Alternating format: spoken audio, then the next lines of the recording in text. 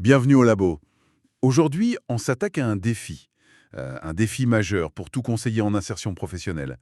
Comment on fait pour transformer le fameux «j'ai besoin de quelqu'un» dans l'employeur en un recrutement qui tient la route? Franchement, parfois ça ressemble plus à de la divination qu'à de l'analyse, non? Ah, mais complètement. C'est souvent le grand écart entre ce que l'employeur pense vouloir et ce dont l'entreprise a vraiment besoin.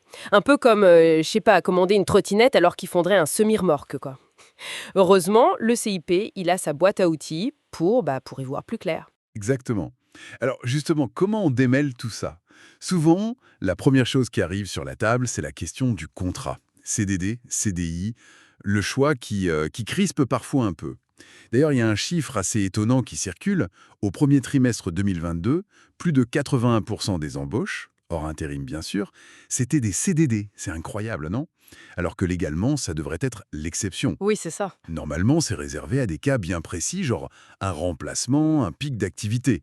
Il y a même ce qu'on appelle un délai de carence, hein, une période à respecter avant de reprendre quelqu'un sur le même poste. C'est pas si simple. Et c'est là où le CIP a un rôle super important.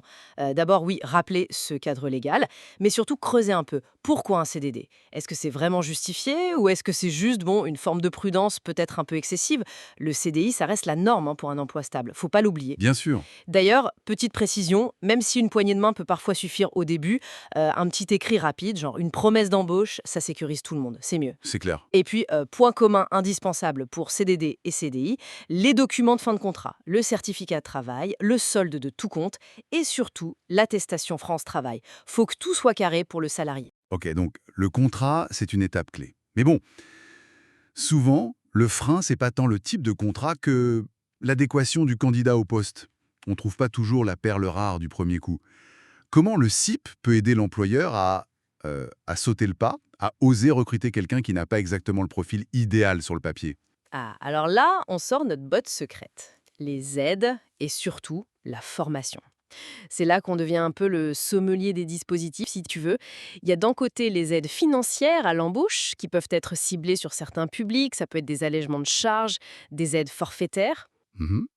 Et de l'autre, et c'est souvent très puissant, il y a la formation. Soit via l'alternance, tu sais, le contrat d'apprentissage pour les plus jeunes, ou le contrat de professionnalisation qui mixe théorie et pratique. Oui, le contrat pro plus axé sur la pratique est ouvert aussi aux plus de 26 ans, avec même des aides spécifiques pour les seniors, enfin les plus de 45 ans. Exactement. Et puis il y a aussi des formations plus courtes, sur mesure, juste avant l'embauche. Ah oui, les fameuses AFPR ou POI, actions de formation préalable au recrutement ou préparation opérationnelle à l'emploi individuel, c'est ça. C'est tout à fait ça. En gros, l'idée c'est, on a un bon candidat mais il lui manque une petite compétence spécifique. Pas de problème, on le forme juste avant qu'il signe son contrat. C'est malin. C'est très malin et ça permet de lever beaucoup de freins chez l'employeur. D'accord. Mais avant même de parler formation, en revenant un peu en arrière, l'entretien avec l'employeur, le moment où on essaie de comprendre ce fameux besoin, comment on passe de «j'ai besoin de quelqu'un» à une fiche de poste qui tienne la route?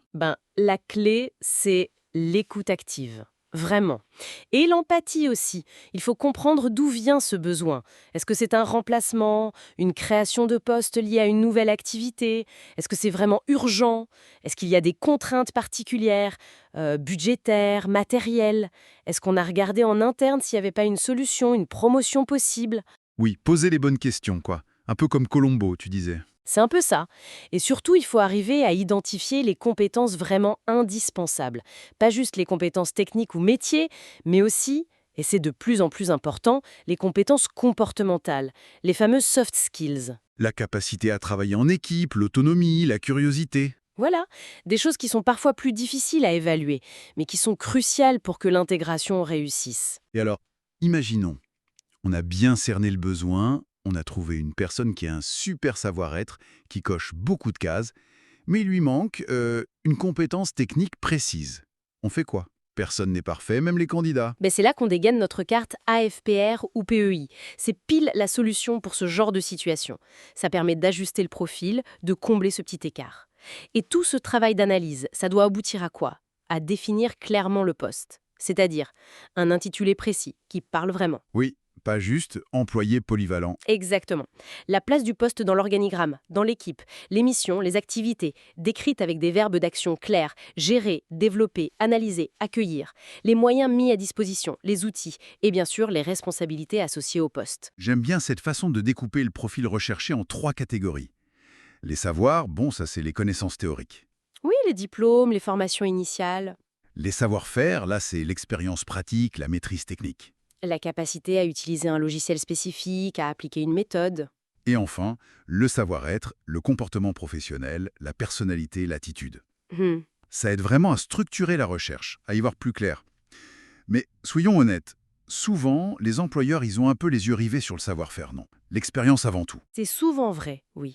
Et notre rôle, c'est justement de les aider à élargir un peu leur vision, à voir le tableau complet. Un excellent savoir-être, une forte motivation, ça peut parfois compenser un savoir-faire qui est un peu juste au départ. Surtout si derrière, on peut justement proposer une petite formation d'adaptation, comme on disait. Donc l'idée, c'est pas forcément de trouver le clone parfait. Ah bah non, le clone parfait, le mouton à 5 pattes, il existe rarement, spoiler alerte. D'accord. L'idée, c'est plutôt de bien clarifier les attentes, de définir ce qui est vraiment essentiel, et ensuite de voir comment on peut combler les écarts éventuels, que ce soit par la formation, par un tutorat en interne. Finalement, analyser un besoin de recrutement, c'est bien plus que cocher des cases sur un formulaire. C'est un vrai travail d'enquêteur, de conseiller stratégique pour l'employeur. Et c'est aussi une opportunité en or pour nous, les CIP, de bien positionner les personnes qu'on accompagne, de créer les conditions d'une insertion qui soit réussie et surtout durable. C'est sacrément valorisant comme mission, je trouve. Tout à fait. C'est vraiment là qu'on voit toute la valeur ajoutée du conseiller. Traduire le flou en clair, rendre l'implicite explicite, c'est une part essentielle de notre métier. Merci beaucoup pour cet échange vraiment lumineux. Merci à toi. Et tiens, ça me fait penser, alors qu'on parle justement d'analyser les besoins d'aujourd'hui, comment tu crois que l'intelligence artificielle, demain, elle pourrait venir bousculer tout ça? Ou peut-être aider le CIP dans cette mission de décryptage? Ah, vaste question. Vaste question, hein. Peut-être pour une prochaine fois, qui sait. En tout cas, merci encore, et on se retrouve bientôt pour une nouvelle exploration. À bientôt dans le labo.